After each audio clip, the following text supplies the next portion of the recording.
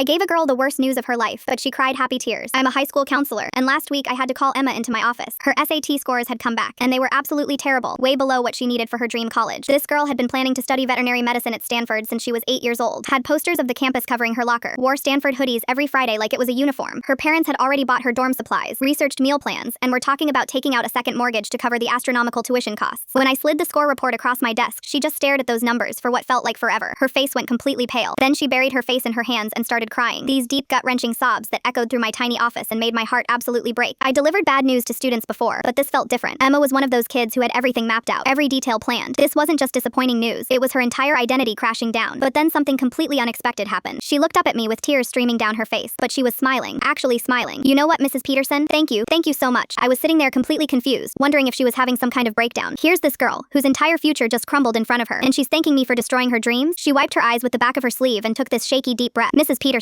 I've been having panic attacks about college for months now, staying up until 3 a.m. studying organic chemistry when I absolutely hate chemistry, barely eating because my stomach was constantly in knots. I was completely miserable every single day but felt completely trapped by everyone's expectations. Then she said something that hit me like a freight train. I've been too terrified to admit that I don't actually want to be a veterinarian. What I really want is to work with kids, maybe teach elementary school or work in early childhood development. She started talking faster now, like a dam had burst. She explained how every Saturday when she volunteered at the local daycare center, she felt truly alive for the first time all week. How she'd rather spend an afternoon reading picture books to giggling 5-year-old than dissecting anything in advanced biology class. How she'd been secretly researching child psychology and education theory in her free time. But her parents had always pushed the doctor or veterinarian narrative because it was prestigious, respected, and paid well. They'd invested so much money in test prep, application fees, and her pre-vet image that she felt like she couldn't disappoint them. This terrible news just gave me permission to finally be honest about my real dreams, she said, still crying but now clearly tears of pure relief. Sometimes failure is just life's way of forcefully redirecting you toward where you actually belong. We spent the next 2 hours researching education programs, teaching scholarships, and child development degrees. She discovered a state university with an incredible early childhood education program that would cost a fraction of Stanford's tuition and actually aligned with her genuine passions. When her parents came storming into my office the next day expecting me to discuss retaking the SATs or finding alternative paths to veterinary school, Emma surprised everyone. For the first time in her life, she stood up for herself. She told them about her real passion, showed them detailed program requirements, and explained how much happier and more energetic she'd been just thinking about this new direction. Her dad was initially skeptical. Teachers don't make enough money to justify college debt. But her mom noticed something crucial. Honey, she said to her husband, just look at her face. When's the last time you've seen her smile like this when talking about her future? She looks alive again. Emma completely switched her college applications that week. Not only did she get accepted to her new top choice, but she qualified for a full teaching scholarship because of her extensive volunteer work and genuine passion for education. 6 months later, she stopped by my office just to update me. She was absolutely thriving in her education courses, had started a successful tutoring program for struggling young readers, and looked like a completely different person. Confident, energetic, genuinely excited about waking up every morning. Sometimes the worst news you can receive is actually the best thing that can possibly happen to you.